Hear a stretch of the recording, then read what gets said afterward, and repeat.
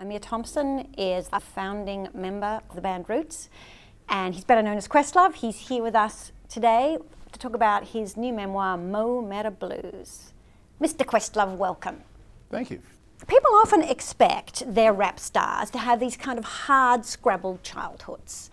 And your childhood seemed to be quite blissful. Is this you messing with the concept of what we expect in our rap stars? The Roots were working class musicians, kind of the blue collar version. Like, there is no aspirational story. There's no rags to riches. It just makes for a harder narrative to grasp, especially today in the cult of personality kind of stage of where hip hop is, where your story has to be bigger than your talent. But nevertheless, you know, we have things that we want to express.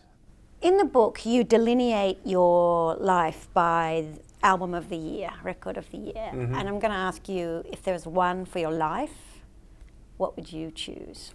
Probably the record that had the first impact on me was Stevie Wonder's Songs in the Key of Life.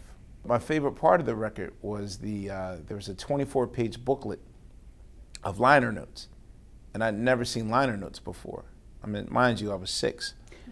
I was just really obsessed with reading about engineers and studio people, and oh, Herbie Hancock and George Benson, they're on this record too. And I said that if I ever made records, I'd have these gargantuan liner notes. And so kind of the steps to this booklet was the fact that I used to pepper Roots albums with nothing but liner notes. You do spend quite a lot of time in this book going through the history of hip hop, and I get the sense you're not entirely happy with what rap has become. Was I a little shocked when Gangnam Style was now the #1 hip hop single of 2012? I was like, oh, okay, that's a, you know, I kind of sat and thought about it for a while, like, you know, but I'm also guilty because at Christmas party for Fallon, what do you think the most popular song was that had everyone dancing on tables? It wasn't a Roots song. You sort of wish sometimes that you say, I wish I could have written more hits, like I was a more hit-making machine. I don't wish that we had more hits. I wish that I knew how to do it. I'm the king of the 14-minute Frank Zappa-esque art piece. But if you requested of me to write something as effective as Can't Hurry Love by the Supremes, I will actually sit there and just stare at the computer and the drumsticks like I literally don't know how to dial it back.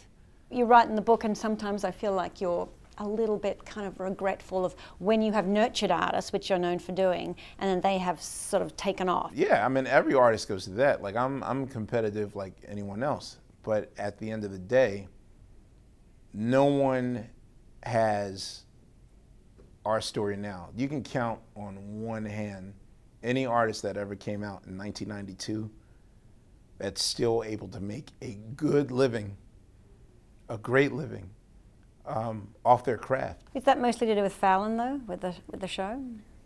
Being on Fallon, which I thought was a retirement gig, has actually opened up more doors than ever before. You're talking about an entity that did 230 shows a year since 1993. So people took that for granted. But now that we're not available, that kind of makes you, like, saying no has never been more valuable for us. Are you going with Jimmy to the new show? The new show's coming to us. Ah, even better. There's been controversy, right? You write in your book you nearly lost the gig after you played Lion Ass Bitch for Michelle Bachmann. Whoever that is. Who's that? In retrospect, would you have played another song?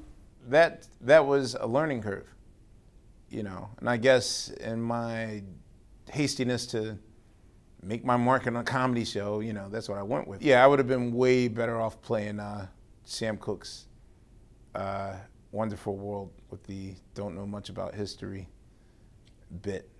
But, you know, it's water under the bridge, and, you know, we got past it. If there had been no human pyramid, would you have still gone to the Fallon show? I get a house in Los Angeles, and then my second day out there, that's when I meet Jimmy Fallon. And we happened to be doing a show at UCLA, and he came by, and I was doing an interview inside the trailer, and when I came out the door, I saw him and the remaining 7 roots in that sort of 8 is enough human pyramid. 3 on the floor, 2 above him, and Fallon on top. And it was at that moment I was like, oh man, we're gonna grow old with this guy. Like if anything, dealing with him has made us closer and sillier. Whereas I don't even feel like this is 25 plus years. I really feel like this is our 3rd year again. Like this is a brand new start for us. Questlove, thanks so much. Oh, there was another question. So. Thank you.